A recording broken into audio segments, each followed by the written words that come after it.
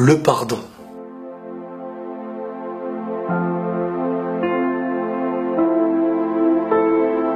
Aujourd'hui, je voulais parler avec vous du pardon. Cette chose qui, à mes yeux, est la base de tout. Autant pour nous-mêmes, autant pour celui avec qui on a un lien.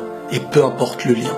Il peut être proche, il peut être loin. Le pardon définira qui nous sommes. Mais encore mieux, le pardon définira celui que nous voulons devenir. Demandez-vous pourquoi c'est si difficile de pardonner à quelqu'un. Peut-être parce qu'il nous a fait du mal.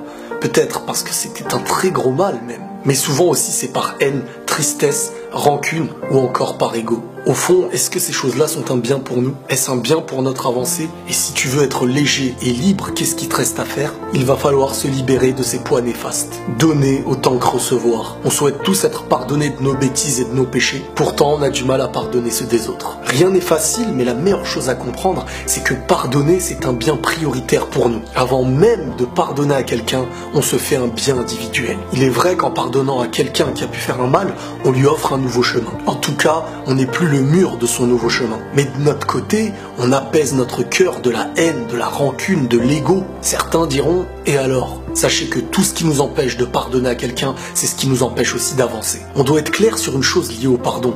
Le pardon ne veut pas dire « reviens vers moi ». Tu peux pardonner à quelqu'un que tu considères néfaste pour toi. Non pas parce que tu l'aimes ou que tu tiens à lui, mais tout simplement parce que tu ne veux pas abîmer ton cœur à cause de l'autre. Le sens du pardon peut aussi vouloir dire « tu ne dois plus rien, tu peux partir en paix. J'ai besoin de me construire et pour ça je ne peux pas accepter cette haine et cette rancune que tu m'apportes. » Le besoin de faire le vide, c'est aussi pouvoir donner la chance à chacun de pouvoir changer. Autant que nous aussi, on se doit de changer.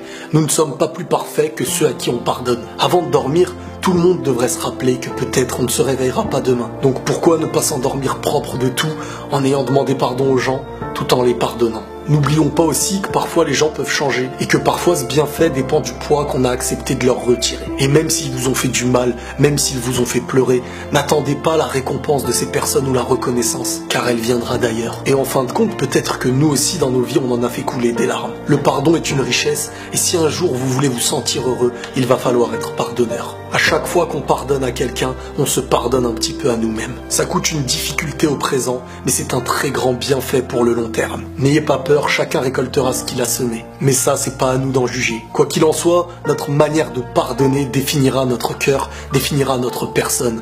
En fin de compte, notre pardon prouvera celui que nous sommes. Prenez tous soin de vous et la paix sur vous.